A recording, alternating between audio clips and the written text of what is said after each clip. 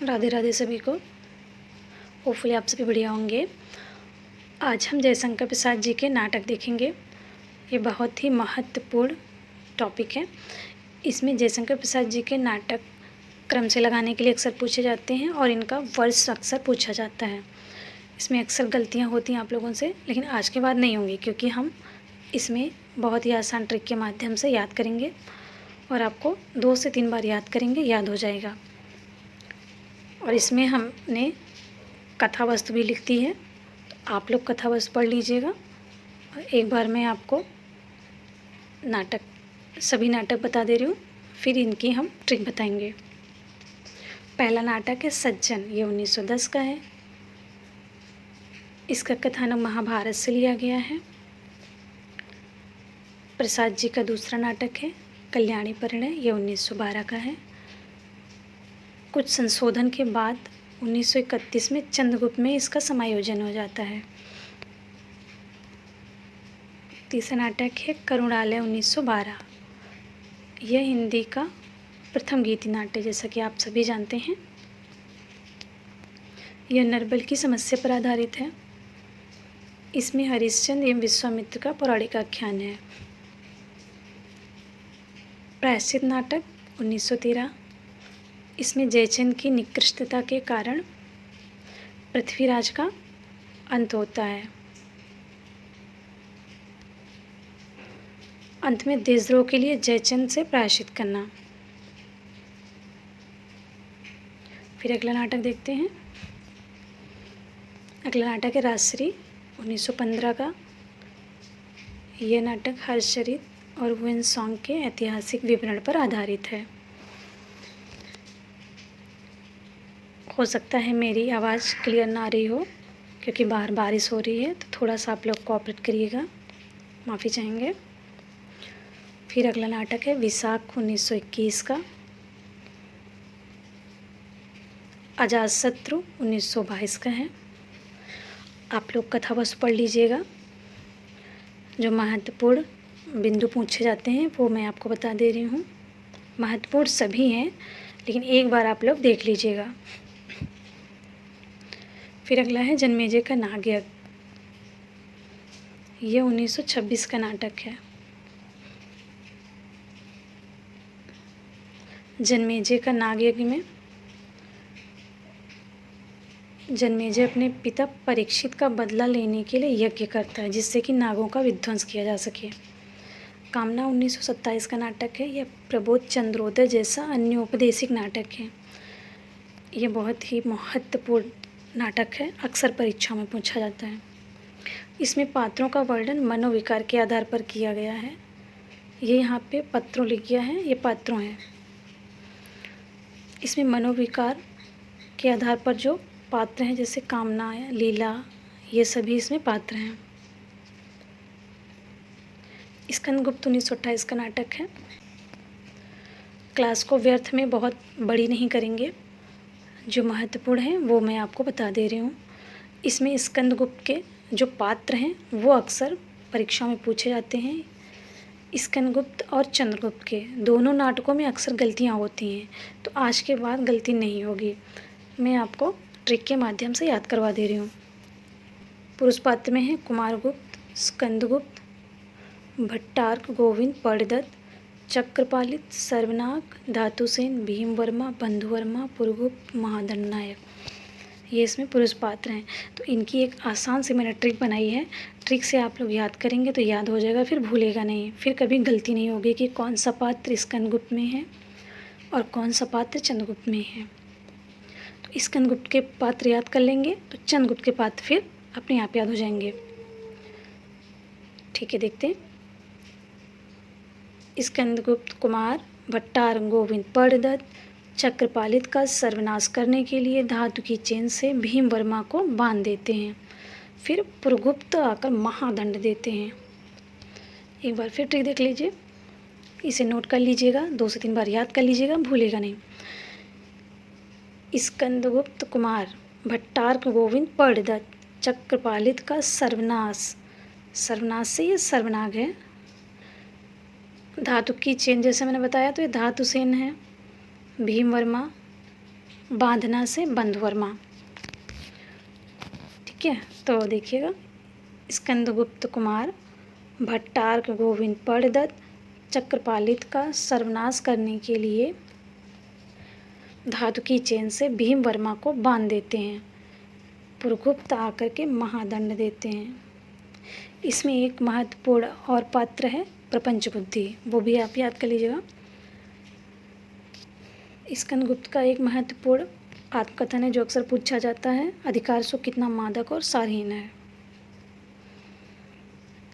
इसमें जो स्त्री पात्र हैं देवसेना विजया अनंत देव की।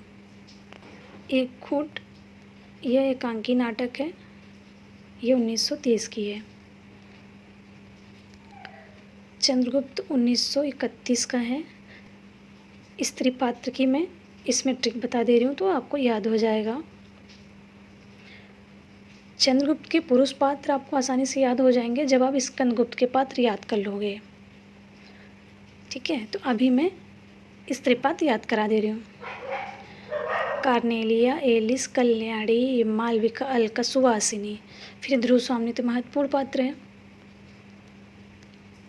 एक बार फिर से देख लीजिए, कार्नेलिया, एलिस, कल्याणी, मालविका, अलका, सुवासिनी। कार्नेलिया, एलिस, कल्याणी, मालविका, अलका, सुवासिनी, ध्रुव स्वामी। आपसे याद कर लीजिएगा, याद हो जाएगा। फिर अगला नाटक है ध्रुव स्वामी। ध्रुव स्वामी 1933 की है।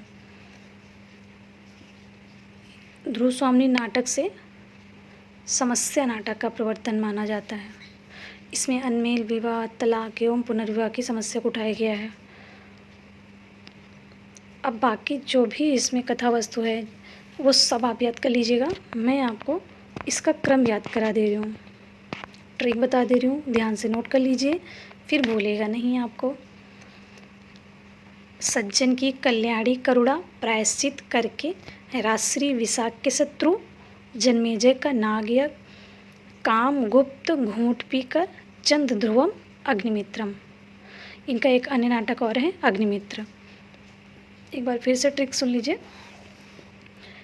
सज्जन की कल्याणी करुणा प्रायश्चित करके, राजश्री विशाख के शत्रु जन्मेजय का नागयज्ञ, काम गुप्त घूंट पीकर, चंद्र ध्रुवम अग्निमित्रम। अब मैं इसको एक बार आपको स्पष्ट कर दे रही हूँ। सज्जन की कल्याणी,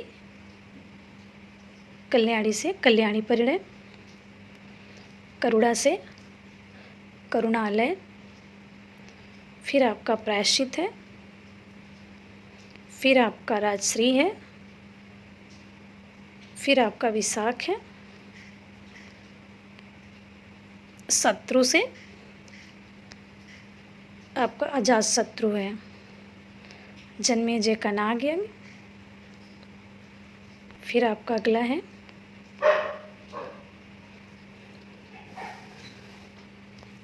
काम से कामना है, गुप्त से ये स्कंदगुप्त है, घूंट से एक घूंट है, चंद्र से चंद्रगुप्त है, और ध्रुवम जैसा बताया है तो ये ध्रुव स्वामी है। माफ़ी चाहेंगे, इनका वर्ष मैं आपको याद करा दे रही हूँ।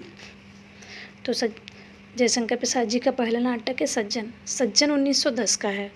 आप लोग इसे देखिएगा कि जो पहला नाटक याद कर लीजिए, वर्ष कब का है, 1910 का है, तो आगे के सभी नाटक का वर्ष याद हो जाएगा। एक बार पुनः देख लीजिए। सज्जन की कल्याणी करुणा प्रायश्चित करके, राजश्री विशाख के शत्रु जन्मेजय का नागयज्ञ, काम गुप्त घूंट पीकर, चंद्र ध्रुवम अग्निमित्रम। ठीक है, तो ये ट्रिक आप लोग याद कर लीजिएगा, मैंने बनाई है, खुद भी मैंने इसी ट्रिक से याद किया था, तो आपको याद हो जाएगा। जैसा कि प्रसाद जी का पहला नाटक है सज्जन, ये 1910 का नाटक है। फिर 1910 के बाद कल्याणी 1912 का है, करुणालय 1912 का है। आप देखेंगे सज्जन 1910 में है, कल्याणी परिणय और करुणालय ये दोनों आपके 1912 में हैं। फिर 12 के बाद 13 प्रायश्चित है, 1910, 12, 12, 13। फिर राजश्री 1915 का है।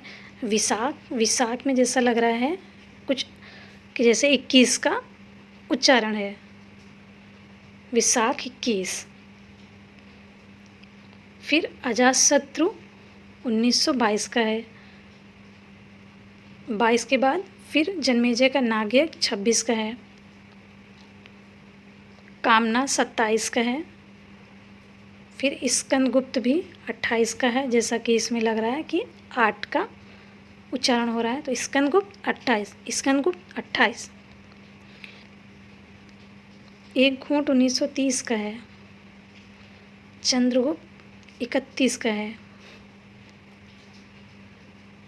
फिर ध्रुव स्वामिनी 1933 का है।